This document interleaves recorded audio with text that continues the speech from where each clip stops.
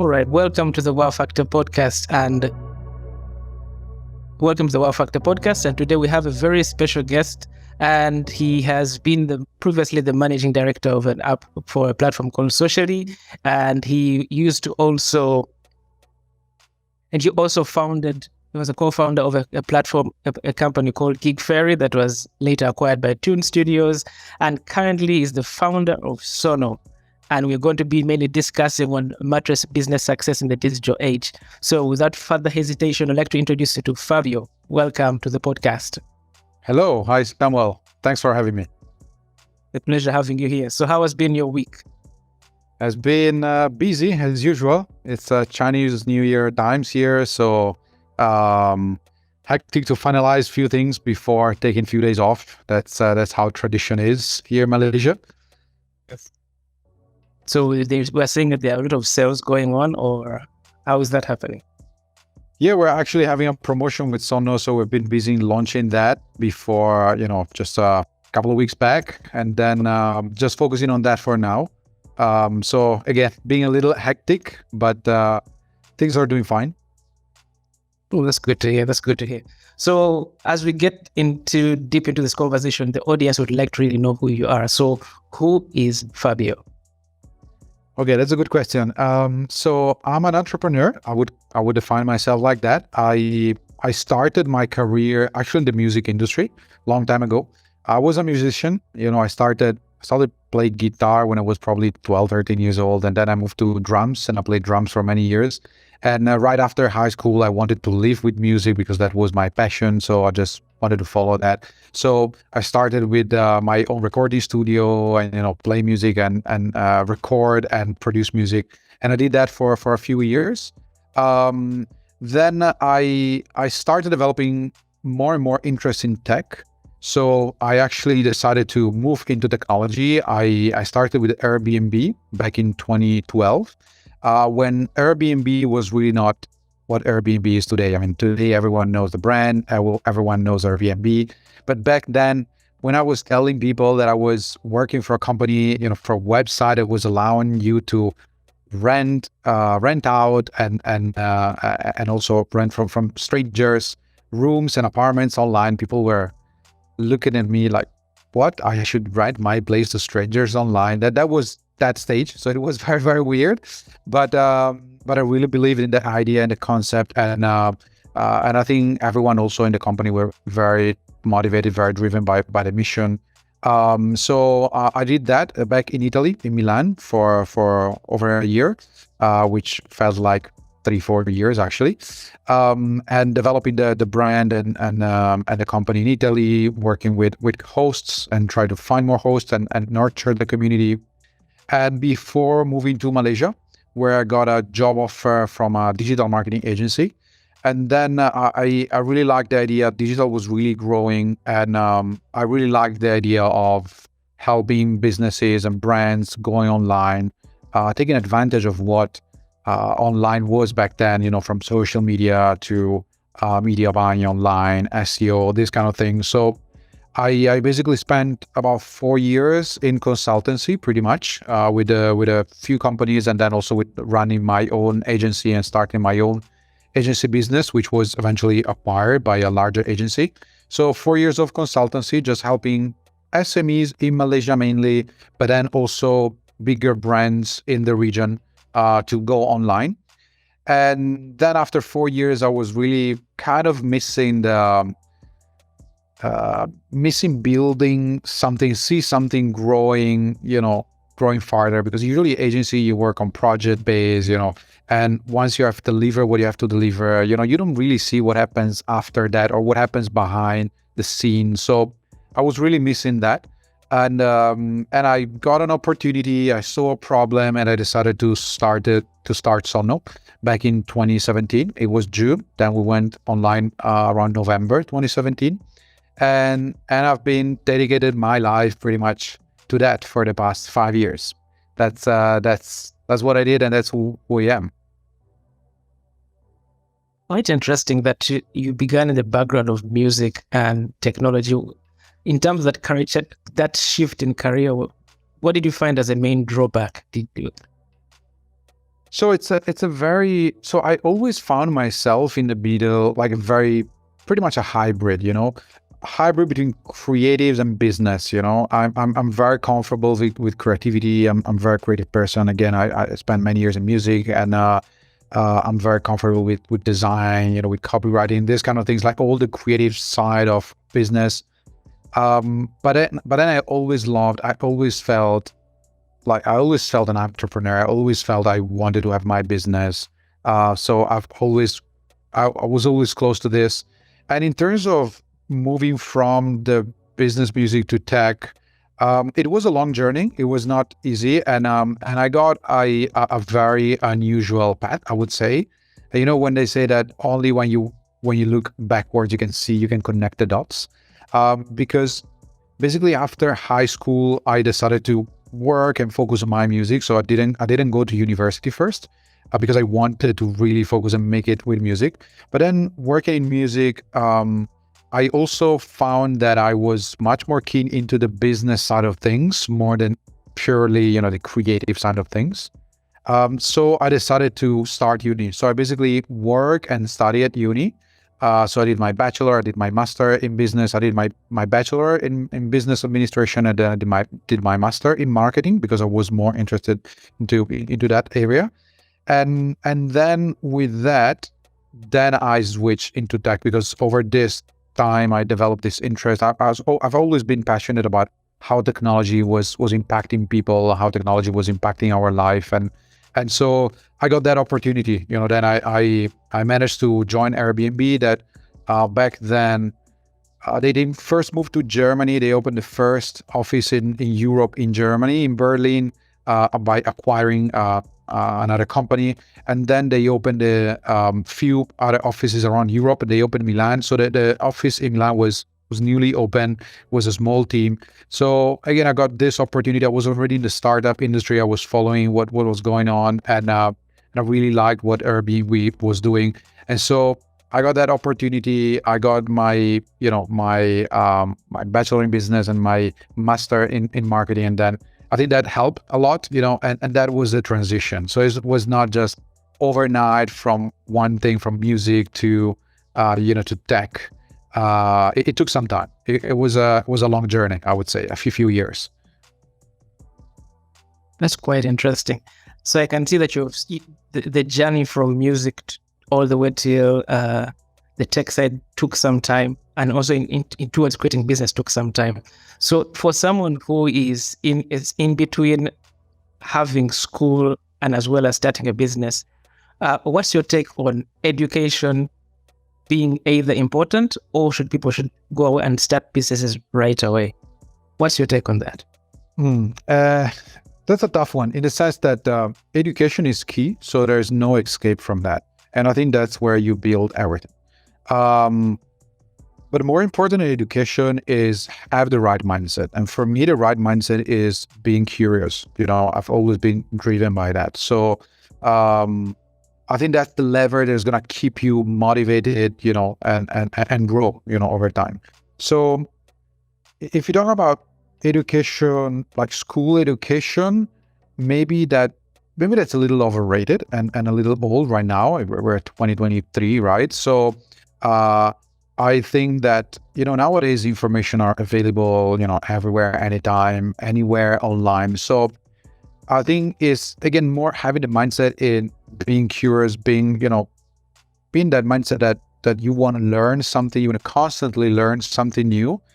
So in that context, maybe university, for example, maybe it's not as important as it was before. Maybe that kind of piece of paper that you get, that's not as important as it was before. But it's about mindset and about being willing to learn constantly, to change, to challenge yourself. And at the foundation of this is being curious. It's also what I was driven by that. Even after a few years working, when I started university, I was a little older, and my mindset was very different. So I was purely focused into learning. I was not just going to uni because that was a normal education path, you go through. So I was it was a different mindset. So to answer your question is probably finding a balance between the two things. If you are, if you're young and you know that, you would love to start your business, and you believe that you have the right idea at the right time, and you have the right resources and everything, or at least you have sort of some help, I mean, why not? Just go for it. You can still learn and study, and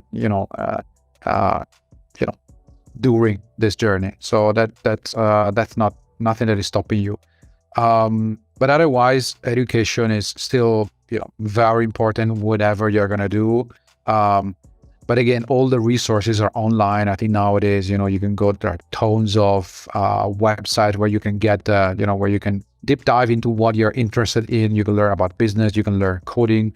There is a lot available, and I think that's the beauty of living during these times. And so I think find the right balance is the key. I think that's what is important to me. Interesting. So what I've picked from you is the education still remains key.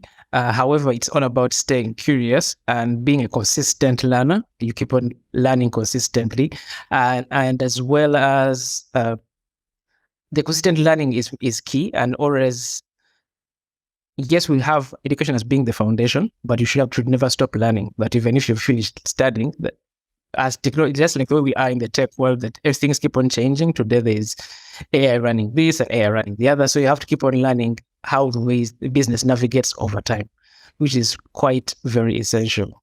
Yeah, also because things are changing at a pace that is probably unprecedented. So you cannot think, my parents' generation, you start a job, you just do that for 40 years. I think that's not going to work.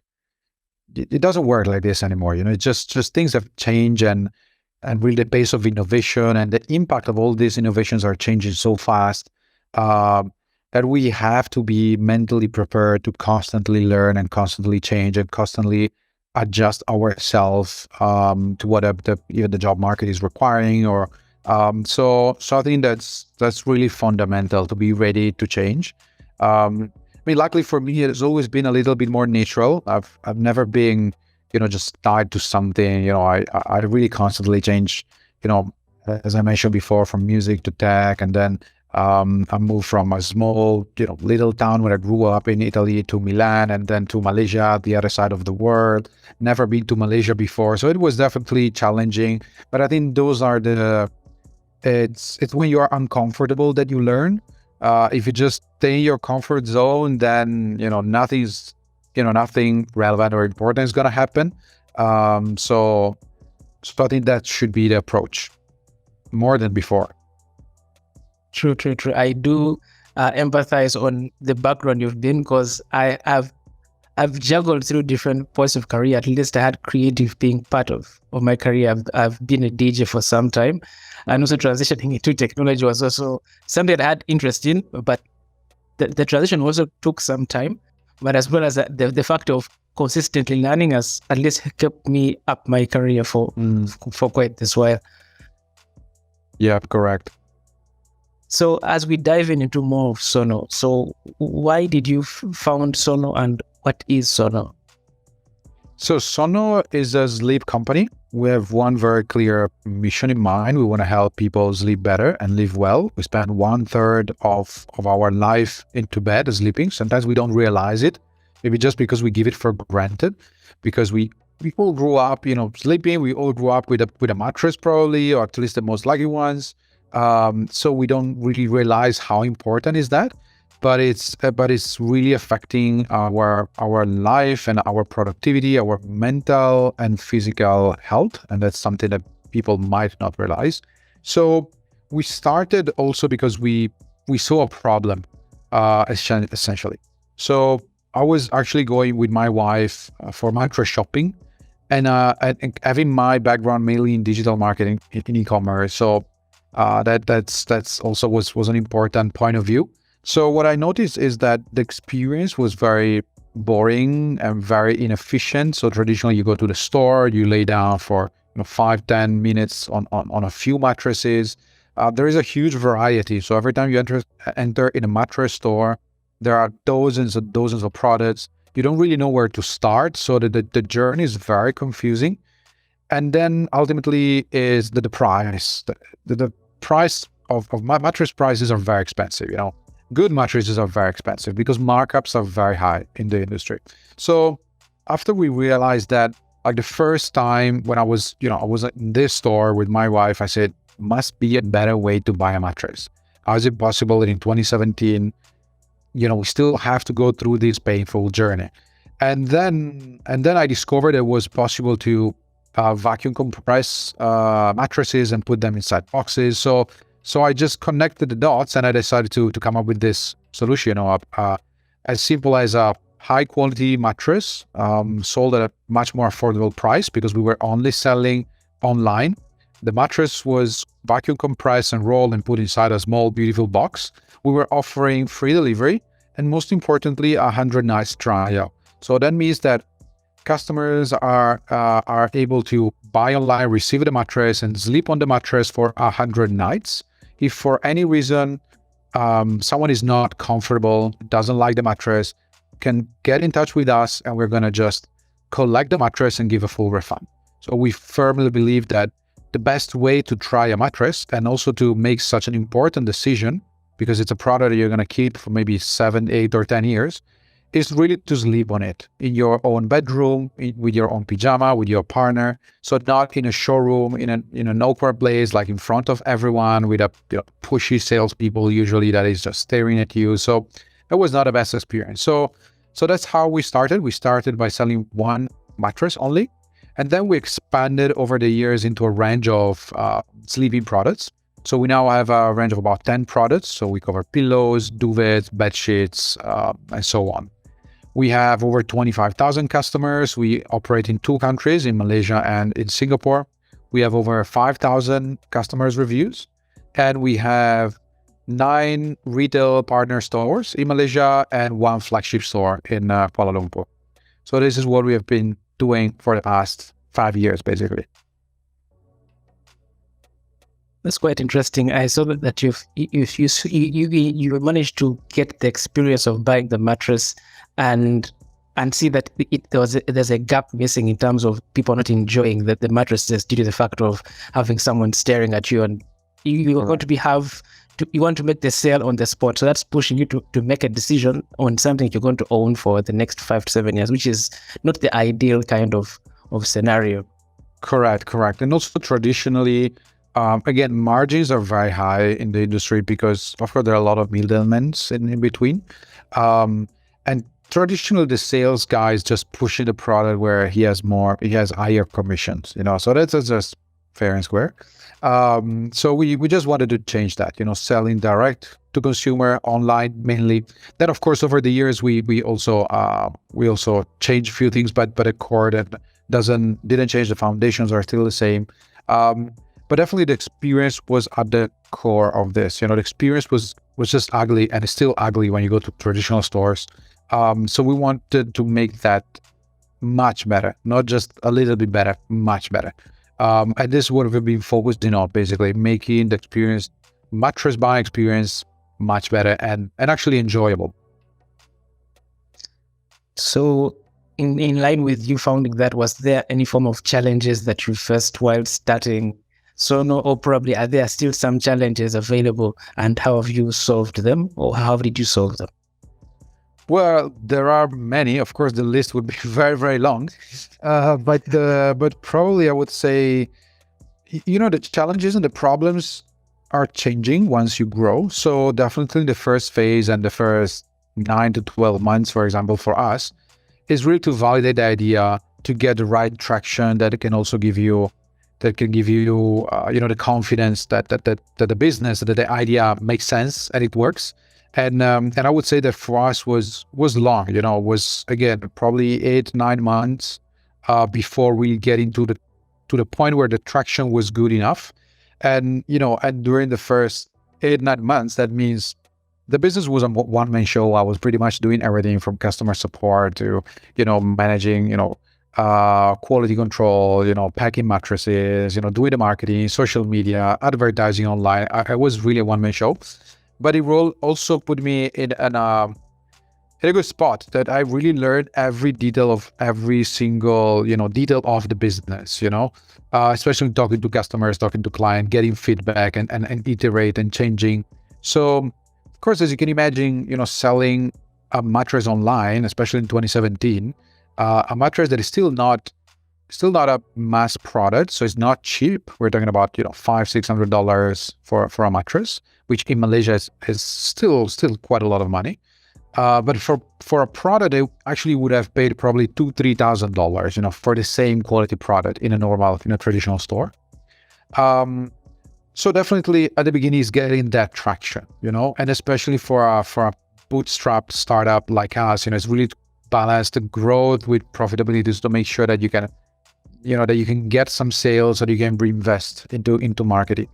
Then of course, once you grow, challenges are different, problems are different. Once you start building the team, then I would probably say the team is the biggest challenge, because it's managing people. And when you manage people, you have to manage emotions, social needs. Like there are a lot of things that are involved that makes it difficult. So I would say that first stage is definitely the getting the traction, validate the idea, but then later, among a series, of course, of different challenges, I think managing team expectations and everything, it's probably the biggest challenge. But I think that then once you grow every stage, you just have new problems. Problems are just changing. They're not just going away completely. So you just need to be ready to solve problems, because at the end of the day, that's your job. You solve problems on a daily basis. Today is a problem related to a product, tomorrow is about marketing, and then tomorrow and the day after that is different. There's a problem about the team and about the customer. So it's just solving problems. So I think that's an important skill that you need to learn and develop, because that's what's about, I would say. So that will make you a full-time problem solver. Correct. For sure. All right, great. So having been in Asia for quite this while, what would you say is the current landscape of the mattress business like? Well, it's if you talk about Asia, we cover basically, we are targeting Southeast Asia, and we're focusing around Southeast Asia. So I would say that there are definitely challenges in the sense that it's very fragmented. There are different countries with different cultures, religions, currencies. So it's very different to see them as a whole. But overall, I think it's still very traditional.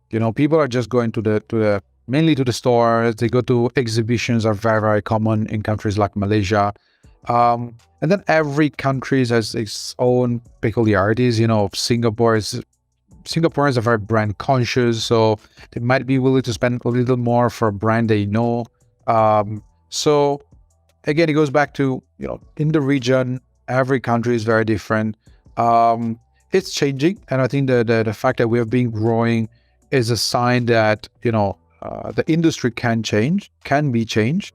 Of course, it takes some time, it takes a lot of effort. But I think that we are here to make this experience and to help people live better. So that's what we're focused on. And I think there is still a long way to go, but we are in the right direction. So this is how it's the business landscape for now.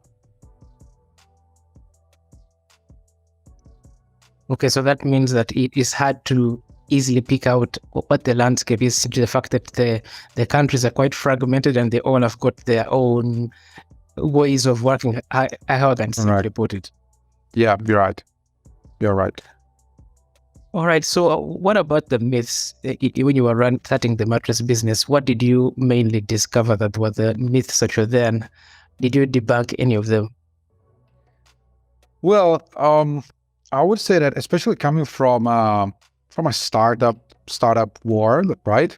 I would say that maybe a few things. So first of all, the fact that, like, when you read into the media and where every startup is getting, or at least it was getting, because now things are changing a little, but was getting a lot of money, everyone was easily getting millions of dollars investments.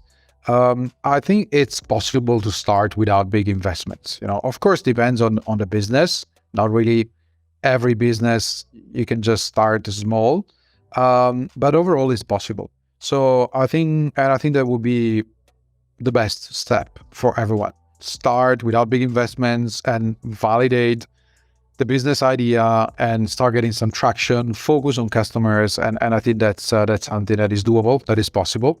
But it looks like, that everyone that is starting, that is having a business idea, you have to talk to venture capitalists and get a lot of money. So that's really not like that.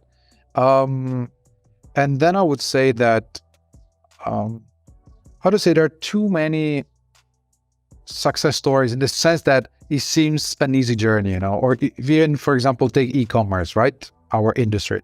It looks like that just because you can open a store, a website, you can use Shopify, or you can go to marketplaces, whether it's, Amazon, Lazada, or whatever, then it's easy to actually sell.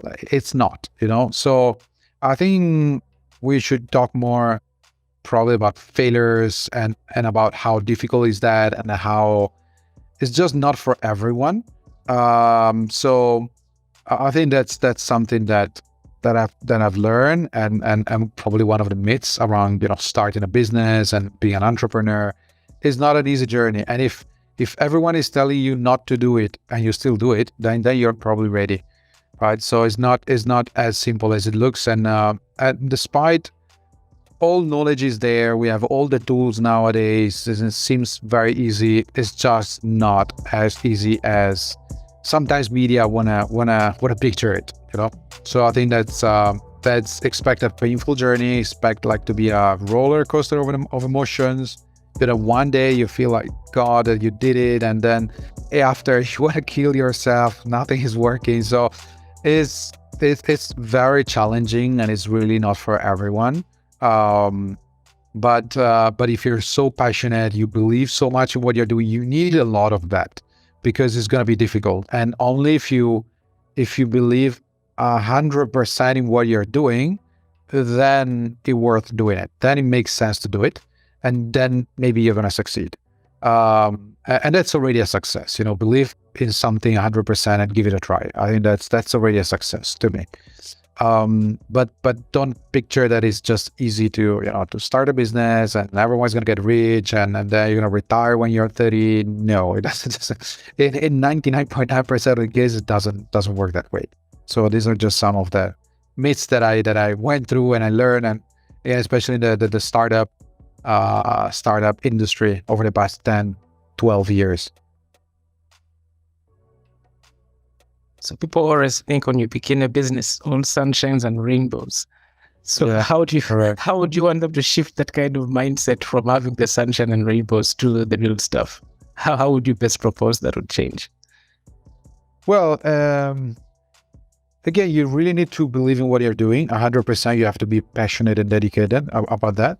And I think ultimately, good products, having the right product is key to everything. I've learned that there are a few different ways of taking business, especially again in the digital world, which is where most of my experience is more the sales and marketing driven type of businesses and the product driven businesses. And I think that ultimately products always win. So you need to have a product you believe that is really solving a problem, and then focus on customers. Focus on customers and customer experience. This is something that we've been doing. Just talk a lot to them, get feedback, learn as fast as you can to make changes, because changes are going to happen. Don't just stick to your idea. Then this is what I started with, and I have to just purely stick to it. Of course, the foundation doesn't have to change, but you will have to iterate multiple times during your journey. So it's all about having, should I say, the growth mindset, ready to change. Nothing is fixed. Yeah. And focus on customers and customer experience. I think that's That's what makes the difference and what makes you win, towards someone else. So it's really about the customers. All right. So what about the key ingredients for a successful mattress business in the digital age? What would be your recommendations for those? Well, still revolving around that, it's having the right product at the right time for the right people. I think it's about that, So I think when we started, we were lucky enough. We were basically the first in Southeast Asia to, doing this model of the bed in a box. Now there's much more competition, but we built around that. We thought it was the right timing for that. There was an industry that was ready to be disrupted, and we focus on having the right product and having the right experience for our customers. So we were pretty much obsessed with that. We have been, for example, very data driven. So that's something that in this age is very important, and it's great that we can have so much information and so much data. It's just about reading them. So it's really about products and experience again, and having the right timing. Right. So apart from having maybe, let's say, a not efficient customer experience and a not so good product, what would be the other reasons why businesses fail? And what do you think would be the good solutions for those? Well, I think the number one is probably timing, because you just can't be too early or too late. As simple as that. When you're too early, whatever, if you take also very successful, digital companies of our age, from YouTube, from Facebook, all of them, they were not the first in most of the cases, right? Even Google itself, it was not a first search engine. But so if you're too early, it's going to be very difficult, very, very difficult. If you're too late, the same, right? So if you have too much competition, unless you can have a way better product, a clearly better product, it's going to be difficult. So I think timing is still the number one, and on why businesses might fail. And then second, probably still about customers, maybe not listening to them, maybe not giving something they want or what they want or the way they want. But it's really just talking to them and getting feedback. Because at the first stage, maybe the first 12 months, that's what you have to do, And I would say that those will probably be the top reason why new companies, new startups fails, being in the right place, in the wrong place or the wrong time, and not listen to their customers. True. And do you have any startups on mind that you could remember that fell to that kind of failure due to the wrong timing and probably wrong customer experience? Do you have any that you could think of? Well, I can think of my experience, and I can think when I was in the music industry. I was in the music industry, a long time ago, about 20 plus years ago. And it was just the wrong timing, because the sales of the CDs were just, declining sharply. And back then, technology and especially illegal download online was growing fast. And that's also what made me think of technology, because I just thought it was a great idea, and it was so easy, and it was a better way to enjoy music, and so that was totally wrong timing, So back then, the market was not doing well, and entering a market that is struggling, it's not going to be easy. And at the same time, technology was growing also in terms of technology that we were using to produce music. At the end of the day, you just needed a good computer, a mixer and a few other tools, and you were able to deliver a decent quality, product, a decent quality product in terms of music and song. But at the same time, competition was getting crazy, because everyone, like the access, there were no barrier to entrance, to this. Everyone with a computer was able to do music. So competition was crazy, was getting crazy, was growing very fast in a market that was already struggling so much. So I think that was a lesson learned also for me, really not entering a market that is, that is not doing well, that is struggling already. Because in a market where everything is growing, there's more interest, more money involved, everything is a little easier. You just get into that and the market's still expanding. But when sales are just declining, there's nothing much that you can do. So it's gonna get much more difficult to actually beat the market, basically. So I think that's an example that an experience that I got myself about timing and being in the right time, at the right time in the right place. Interesting. So mostly it was about the timing. So if we look more reflectively at yourself at the age of 19, what would be your best advice to your 19-year-old self? Wow, that's an important question. Never asked that myself. I would just probably stick to, continuous be curious, and learn. Probably travel as much as possible, because that's also another one of my passions. I really love to travel. And now with families is a little bit more difficult. So maybe when you're younger, it's a little easier. Of course, you have no money, but you have a lot of time.